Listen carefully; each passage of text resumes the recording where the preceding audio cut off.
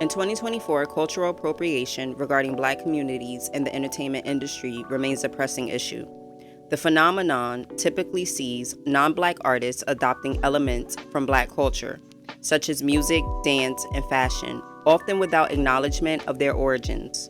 This appropriation can lead to significant financial benefits for these artists, while simultaneously overshadowing the contributions and artistry of Black creators. Recent years have shown a growing awareness of these dynamics within the industry, prompting demands for authenticity and inclusion.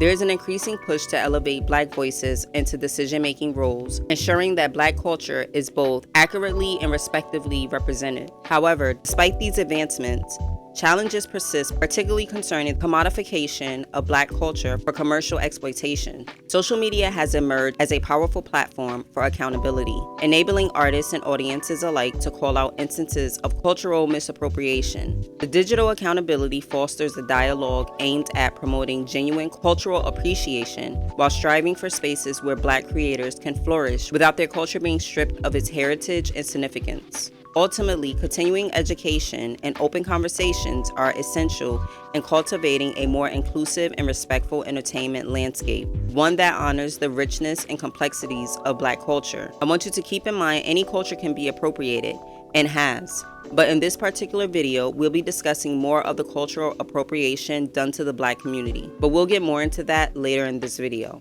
In the year 2000, you had movies like Scary Movie, How the Grinch Stole Christmas, The Patriot, Traffic, and more.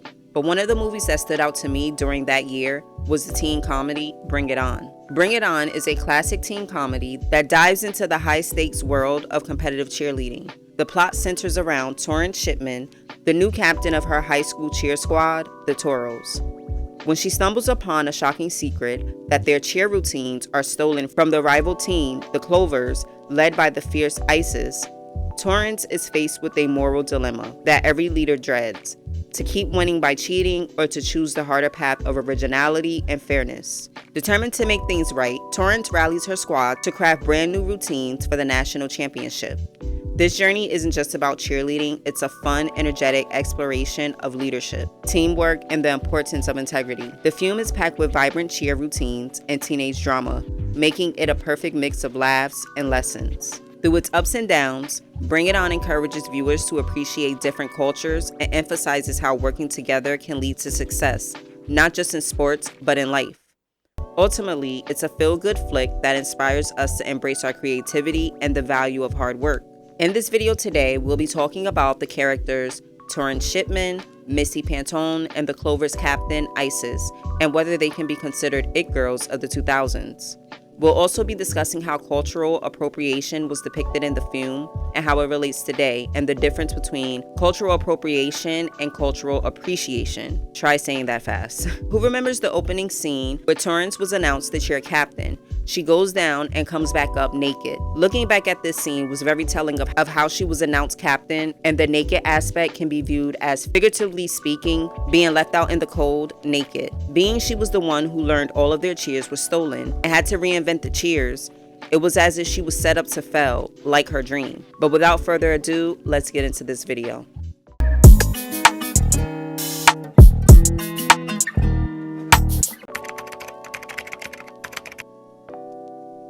Let's start off with Torrance, or better known as Tori Shipman.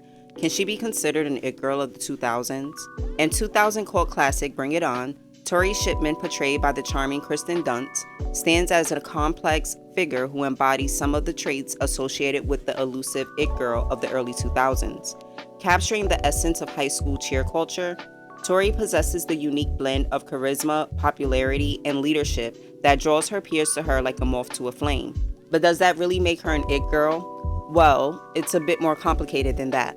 Tori definitely has the magnetic quality. As the captain of the Rancho Carne High School cheer squad, she's the kind of girl that everyone admires. She's confident, passionate about her role, and genuinely cares about her team. Her infectious enthusiasm is so potent that it's hard not to root for her. In many ways, she embodies that quintessential it girl image, popular and trendy with a circle of friends who look to her for guidance and inspiration. Yet, while she might exude the surface level attributes of an it girl, Her journey is marked by significant challenges that add depth to her character. Unlike the traditional it girl, whose allure often seems effortless, Tori faces a slew of obstacles that require her to grow and adapt. After discovering that her squad had been using stolen routines from a rival team, she realizes that maintaining her popularity comes with additional responsibilities. The pressure to uphold her team's reputation often clashes with her values, leading her to a personal crisis where she learns the importance of honesty and originality. This struggle adds layers to her character, highlighting that being an it girl isn't just about having a certain vibe. It's also about navigating the complexities of social dynamics and personal integrity. Ultimately, while Tori showcases some characteristics that align her with it girl archetype, her story is less about the effortless charm and more about a personal evolution. She learns to balance popularity with authenticity, making her journey relatable and inspiring. So while she may not be the archetype it girl in the classic sense, Tori represents how the notion of an it girl can evolve into something more meaningful, highlighting growth, struggle, and the importance of staying true to oneself in a high-pressure environment. In the end, she's not just an it girl, she's a hero of her own story, navigating the highs and lows of her teen life with grace and determination. Tori was one of my favorite characters. Her resilience, determination, and hard work to create their own cheers instead of using stolen work is what stood out to me, now watching this movie back with adult eyes. Once it was brought to her awareness that the cheers were stolen, she did what anyone with morals and dignity would do. She created original cheers using different references. Also, who was really surprised when we learned her boyfriend Aaron was cheating on her? And who else has noticed this reoccurring theme of high schoolers dating college students? It was as this made the it girl more popular stand out more because her boyfriend was older. I don't know, looking back at it now, it's a bit weird. But let's move along to the second character, Missy.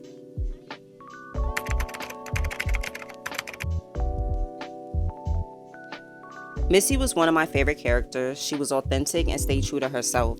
During the time that this movie came out, my mom would constantly lecture me about being a leader and not a follower, and that is simply what Missy represented. Even when she tried to be like her other squad members, it was like she was uncomfortable. But let's get into whether Missy can be considered an it girl of the 2000s. Missy Pantone, played by Eliza Dushku, definitely embodies the aspects of an it girl vibe, but with a twist.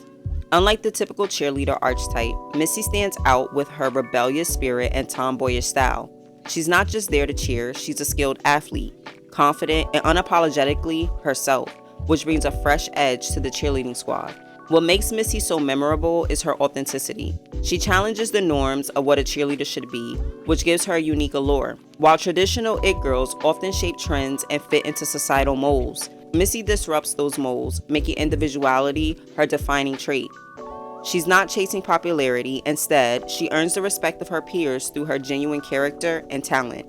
That said, Missy's appeal is rooted more in nonconformity than in a classic it girl persona.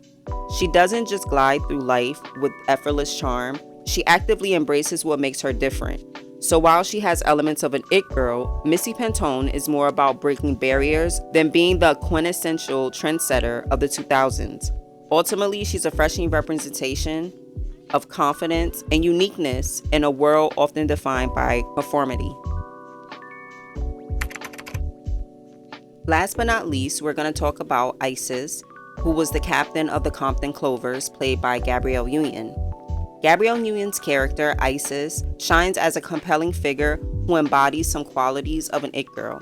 As the dynamic leader of the East Compton Clovers cheerleading squad, she radiates confidence, skill, and undeniable presence.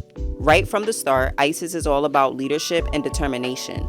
She's not just a cheerleader, but a force to be reckoned with in the cheer world. Her fight for her team's rightful recognition showcases her resilience, making her a role model rather than just a trendsetter. However, while Isis certainly grabs attention, her appeal goes beyond the typical it girl vibe of effortless charm and social influence.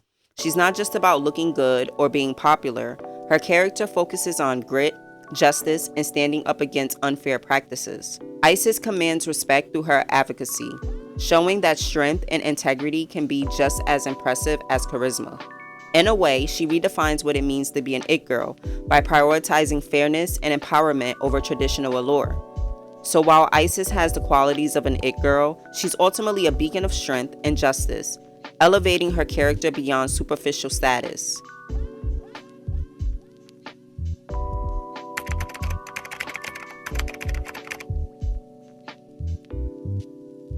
Now, let's get into the cultural appropriation that was depicted in the film.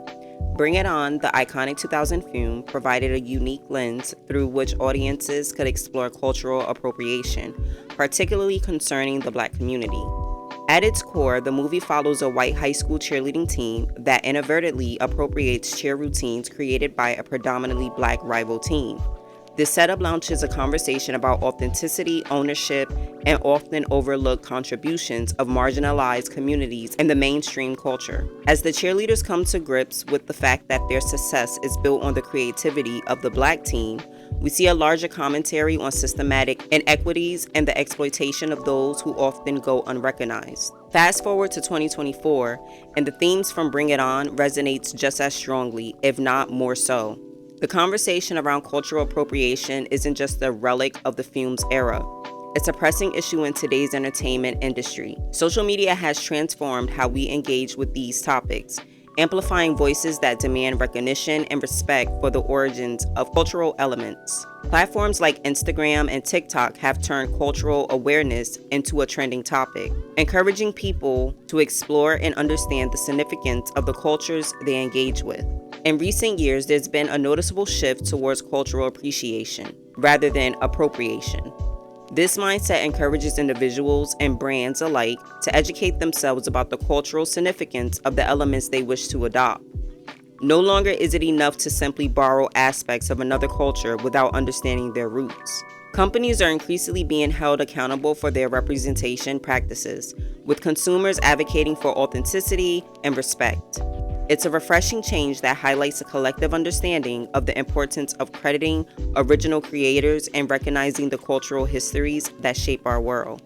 Bring It On serves as a cautionary tale, reminding us the pitfalls of cultural appropriation, while also acting as a learning moment for future generations. As we reflect on the film's message in today's context, it's clear that fostering an environment of mutual respect and understanding is more crucial than ever. It's not just about getting it right, it's about ensuring that diverse cultures are celebrated and that their contributions are properly acknowledged. The challenge is no longer just about awareness, but about taking active steps to create a cultural landscape where everyone's voice matters. Looking back at Bring It On, it's refreshing to see the Toros take accountability. Though Tori wasn't the one who stole the cheers, she still made it her duty as a cheer captain to create brand new cheers from scratch, using references instead of copying.